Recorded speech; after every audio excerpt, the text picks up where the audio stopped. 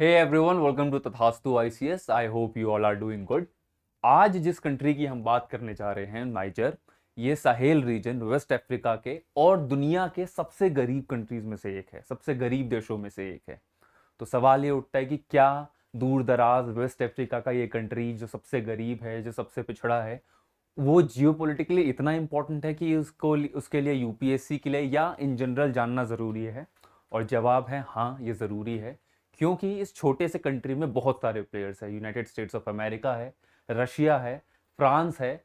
इसके बाद जो जगह बच जाए तो इसके पड़ोसी मुल्क हैं जो इस कू के बाद जो यहाँ पे हुआ है वहाँ पे दो धड़ों में बट गए हैं, एक इसके सपोर्ट में और एक इसके अगेंस्ट में, and they are all ready to fight for it. और अगर फिर भी कोई जगह बच जाए तो इस्लामिक एक्सट्रीमिज्म है, अलकायदा है। तो आज यही देखने जा रहे हैं कि कैसे इस छोटे से कंट्री में इतने सारे प्लेयर्स हैं और कैसे इतने सारे प्लेयर्स के अलग अलग तरीकों से उनके इंटरेस्ट हैम्पर हो रहे हैं। ठीक, और फिर इस कंट्री के भी बारे में जानेंगे, इस रीजन के बारे में भी, जो हमारे यूपीएससी के पर्सपेक्टिव से इंपॉर्टेंट है। Well, the news is Niger experienced an attempted coup as mutinous soldiers claim to have ousted President Mohamed Bazoum. ये हैं प्रेसिडेंट मोहम्मद बजूम। इन्हीं को पिछले हफ्ते जो वहाँ मिलिट्री का कू हुआ उसके बाद इन्हीं को हटाया गया। और मज़े की बात यह है कि ये 2 साल बाद पहले ही इलेक्ट हुए थे, साल 2021 में। और जब ये इलेक्ट हुए तो ये कहा जाता है कि ये जब से ये कंट्री आज़ाद हुआ 1960 में, पहले ये फ्रांस की कॉलोनी हुआ करता था। 1960 में जब ये आज़ाद हुआ उसके बाद जो ट्रांसफ़र ऑफ पावर हुए तो सबसे तरीके से, सबसे आसान तरीकों से, इसी बार सबसे पीसफुल तरीके से 2021 में हुआ। और उसके बाद लगा कि ये रीजन एक खुशहाली की तरफ, एक डेमोक्रेटिक सेटअप की तरफ जा रहा है। लेकिन 2 साल बाद यहाँ कू हो गया। The attempted coup threatened the stability of Africa Sahel region which has witnessed multiple coups. इससे पहले ये इम्पॉर्टेंट इसलिए है क्योंकि ये पूरा साहेल रीजन, वेस्ट अफ्रीका का ये जो रीजन है, ये एक अलग से एक बिल्कुल इंडिविजुअलिटी में से देखने की बजाय अगर हम इसे एक क्रोनोलॉजी में देखें, अगर एक ऐसे देखें कि इससे पहले इसके रीजन्स के साथ क्या हुआ है, तो माली, बुर्किना फासो, ये ऐसे कंट्रीज हैं जो जहाँ पे भी पहले एक गवर्नमेंट थी, उस गवर्नमेंट को हटाया गया, वहाँ मिलिट्री कू हुआ। और कहा जा रहा है कि ये सारे मिलिट्री, पहले जो गवर्नमेंट थे वो वेस्ट से अलाइंड थे, और अब जो गवर्नमेंट्स हैं वो जो मिलिट्री कू के बाद जो नई बनी है वो रशिया से अलाइंड है। और इसीलिए जब यहाँ पे नाइजर में कू हुआ तो बहुत सारे लोगों ने फ्रांस के झंडों को जलाया और रशिया के फ्लैग्स को रेज किया। क्यों? क्योंकि ये न्यू कॉलिज्म और ये सारी दिक्कतें हैं जो नाइजर जो कहता है कि फ्रांस अपनी चीज़ों के लिए, अपने फ़ायदों के लिए हमारा यूज़ कर रहा है। आगे चल के धीरे धीरे देखते हैं इसे। एक बार इस कंट्री के बारे में जान लेते हैं कि क्या है ये आपके यूपीएससी के प्रीलिम्स के पर्सपेक्टिव से। तो Niger is a landlocked country. Important है कि कोई सी कोई कोई कुछ है नहीं इसके आसपास। Located in West Africa and it is bordered by 7 countries: Nigeria, Chad, Algeria, Libya, Benin, Burkina Faso and Mali. यह सामने आपके मैप है। इसमें बहुत सारे सिक्योरिटी के चैलेंजेस हैं। क्यों? क्योंकि कई सारे इस्लामिक एक्सट्रीमिस्ट ग्रुप यहाँ पे एक्टिव हैं, जैसे अलकायदा या इस्लामिक स्टेट जो इसी साहेल रीजन में एक्टिव है। These groups have carried out attacks and destabilising the country and the border regions.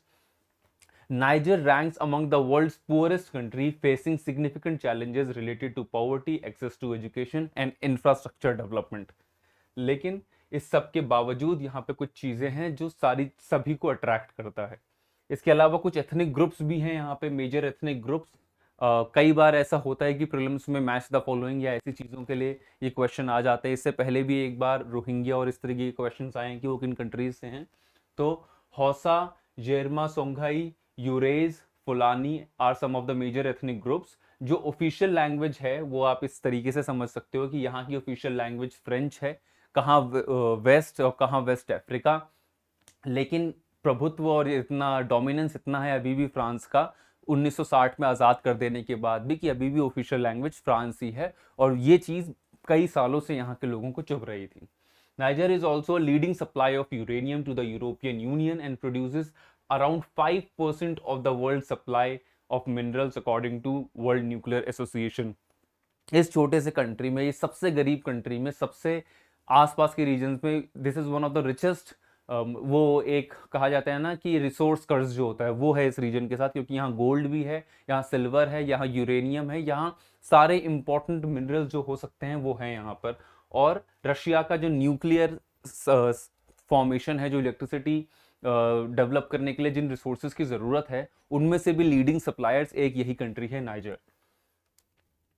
Reasons for the कू के क्या रीजन दिए जा रहे हैं, उसके बाद हम देखेंगे कि कैसे ये बाकी अलग अलग कंट्रीज को इम्पैक्ट कर रहे हैं। तो सबसे पहली चीज तो जिन लोगों ने इसे ये कू किया है वो कह रहे हैं कि यहाँ पे सिक्योरिटी और गवर्नेंस जो है वो काफी तेजी से डिटोरिएट हो रही है, लोगों की सोशो इकोनॉमिक कंडीशन बहुत ज्यादा खराब है, खाने के लाले हैं, और मतलब शाम को क्या होगा, किस तरीके से खाया जाएगा, इसके बारे में नहीं पता है। तो सिक्योरिटी और गवर्नेंस दोनों, सोशो इकोनॉमिक अफेयर्स, सारी चीजें यहाँ गड़बड़ाई हुई है, इसीलिए यहाँ पे कू किया गया। Second is pressure on President Bazoum. उनके ऊपर प्रेशर क्यों है? क्योंकि वो फ्रांस के साथ अलाइंड है। आसपास की जो कंट्री, जैसे मैंने आपको बताया, माली एंड बुर्किना फासो, जहां पहले डेमोक्रेटिक गवर्नमेंट थी, अब वहां पे मिलिट्री का शासन आ गया। पहले की जो गवर्नमेंट थी वो फ्रांस से अलाइंड थी, अब जो मिलिट्री का शासन आया है वो रशिया से अलाइंड है। और प्रेसिडेंट बजूम के ऊपर भी ये प्रेशर था कि वो फ्रांस से अपने टाइज को खत्म करें। ये जो नियोकोलिज्म अभी भी चल रहा है, जहां पे फ्रांस का दबदबा अभी भी इन कंट्रीज पे हो, वो इसे एक्सप्लॉइट कर रहे हैं इनके हिसाब से, जो लोग परेशान हैं, तो वो चीजें खत्म होनी चाहिए, और उनके ऊपर ये प्रेशर था। Some sections of the military grew frustrated with the perceived over reliance on France which had troops stationed in Niger to counter the Islamic threat. इसके अलावा रिस्ट्रिक्टिंग मिलिट्रीज इन्फ्लुएंस, मिलिट्री के इन्फ्लुएंस को restrict, President Bazoum ने कई सारे ऐसे step लिए जो वहां के जनरल और जहां वहां के हाई रैंकिंग मिलिट्री ऑफिशियल्स के खिलाफ था, और इसीलिए मिलिट्री वहां पे भड़क गई। तो ब्रॉडली ये 3 रीजंस थे जिसकी वजह से ये कू हुआ है। अब इसका इम्पैक्ट इस रीजन पे क्या पड़ सकता है? सबसे पहले थ्रेट टू सहेल स्टेबिलिटी। जो सहेल का रीजन है, ये मैंने आपको बताया कि यहाँ बहुत ज़्यादा एक्सट्रीमिज्म है, यहाँ बहुत ज़्यादा कू कई टाइम से हो रहे हैं। इस नाइजर के जो कंट्री है, इसे प्रेसिडेंट बाइडन ने कहा था कि ये एक एग्जाम्पल है पूरे सहेल और वेस्ट अफ्रीकन रीजन के लिए कि किस तरीके से डेमोक्रेटिकली चीज़ें चल सकती हैं। ये उनकी स्टेटमेंट थी कुछ दिन पहले ही, पर अब वहाँ पे भी कू हो गया है। So the attempted coup poses a significant challenge to the regional stability and particularly to the Western countries' efforts to counter the fast-spreading Islamist insurgency in the Sahel region, because यहाँ पे उतनी कनेक्टिविटी नहीं है, उतना लोगों का ध्यान नहीं जाता, तो यहाँ पे जो मिसक्रिएंट्स हैं या जो लोग ठीक तरीके से काम नहीं करना चाहते हैं, टेररिस्ट ऑर्गेनाइजेशंस और इन सारी चीज़ों में इन्वॉल्व होना चाहते हैं, वो यहाँ इजीली इन्वॉल्व हो पाते हैं। The region has witnessed multiple coups in recent years, further complicating the security operations. The concerns for Niger's role. Niger, as the largest country in West Africa, was considered a crucial part in countering extremism in the Sahel.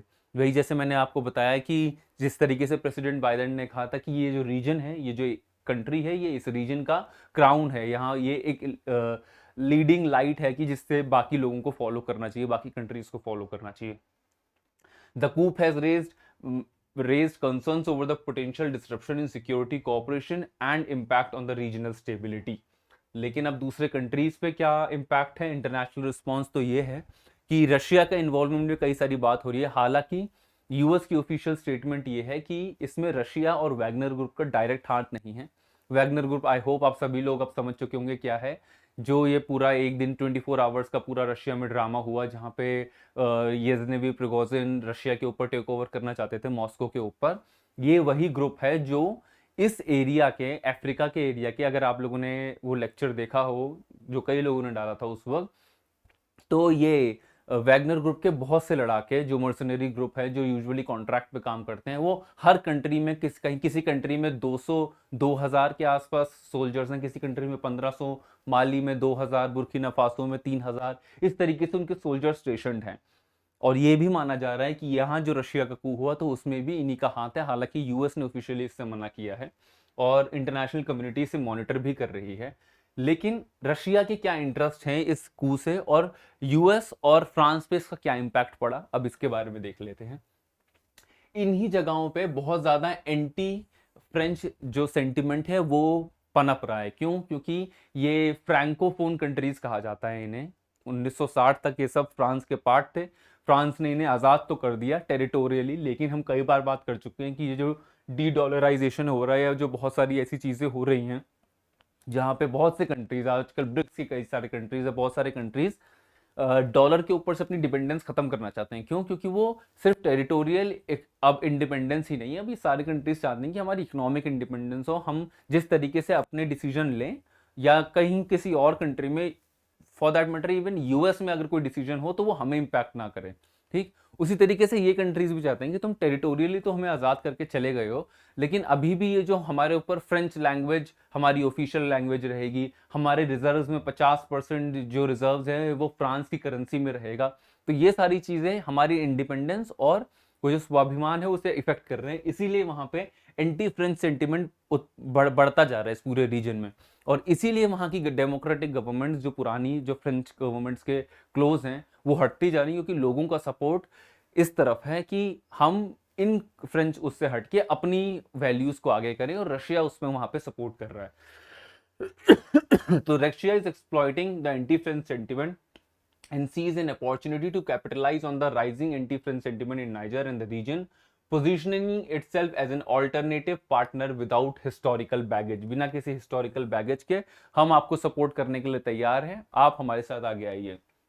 Extending geopolitical influence, Russia इसलिए भी कर रहा है कि वो अपने geopolitical influence को बढ़ा सके और दूर तक पहुंचा सके। The coup allows the Russia to increase its influence in the west and central Africa, positioning itself as a geopolitical player on the continent. Continent में रशिया वही वही ज्यादा मजबूत देश है जिसकी जो इम्पैक्ट है वो अपनी बाउंड्रीज से निकल के कितने ज्यादा दूसरे कंट्रीज पे है, कितनी ज्यादा दूसरे कंट्रीज की पॉलिसीज को, डिसीजंस को, या कितने ज्यादा दूसरे कंट्रीज का सपोर्ट उसके पास है।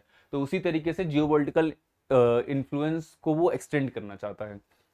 Utilizing the Wagner Group, Russia's private military company Wagner Group plays a key role in maintaining and growing Russia's clout in Africa। जैसे मैंने आपको बताया कि बहुत सारे कंट्री, माली, बुर्किना फासो, लीबिया, इन बहुत सारे कंट्रीज में वैगनर ग्रुप जो प्राइवेट मर्सिनरी ग्रुप है, इसके बहुत सारे लड़ाके यहाँ पे काम करते हैं, एज अ कॉन्ट्रैक्टर्स यहाँ पे काम करते हैं, 3-3, 4-4 हजार लोग। और पूरे अफ्रीका में अगर आप एक बार गूगल करके देखोगे कि यहाँ पे मैं स्लाइड लगा नहीं पाया कि Wagner groups soldiers in Africa, तो आपको दिखाई देगा कि कितने ज्यादा लोग वहां पे एक्टिव हैं। Offering economic and diplomatic incentive, Russia engages in charm offensive and offers gifts to win over African leaders. अब जिस दिन जियोपॉलिटिक्स में ना कोई भी चीज बहुत ज्यादा उस पर नहीं होती कि इत्तेफाकन हो गई, जिस दिन ये कू हुआ है उसी दिन साहेल रीजन के सारे कंट्रीज प्रेसिडेंट पुतिन के साथ एक डिनर कर रहे थे और लंच कर रहे थे, और वो ब्रॉडली ये मीटिंग थी कि वो बहुत सारे लोग यहाँ आए थे और ये दिखाने की कोशिश थी कि किस तरीके से हम आपके करीब हैं, हम अफ्रीका के ये पुतिन के करीब हैं। इसे उस कॉन्टेक्स्ट में भी समझने की जरूरत है जहाँ पे हम लोगों ने बात की थी किस तरीके से ब्लैक सी ग्रीन डील से रशिया पीछे हो गया, और उसने ये बोला है कि ये ग्रीन डील अफ्रीका के किसी कंट्री को सपोर्ट नहीं कर रही, और इसका इम्पैक्ट सबसे ज्यादा उन्हीं पे पड़ेगा क्योंकि सबसे गरीब लोग वहां हैं और डायरेक्टली ये खाना वहां जाता था। तो ये कंट्रीज अब जाके बात कर रही हैं कि हम आपके साथ डायरेक्टली कोऑर्डिनेट करना चाहते हैं, लेकिन सिर्फ जो एक कंट्री साहेल रीजन की नहीं गई थी, जहां का प्रेसिडेंट नहीं गया था, वो थे प्रेसिडेंट बजूम, और उसी दिन वहां पे कू हो गया। ठीक, तो जो it's like carrot and stick policy की कैरेट भी है, अगर आप आके हमसे मिलना चाहते हो तो ये रहा कैरेट, बट अगर प्रेसिडेंट बजूम नहीं आना चाहते हैं तो अब वो चाहे इत्तेफाक है या जो भी है, पर उस दिन वो कू रहा हो गया और रशिया का जो जियोपॉलिटिकल इन्फ्लुएंस है वो आगे रहा।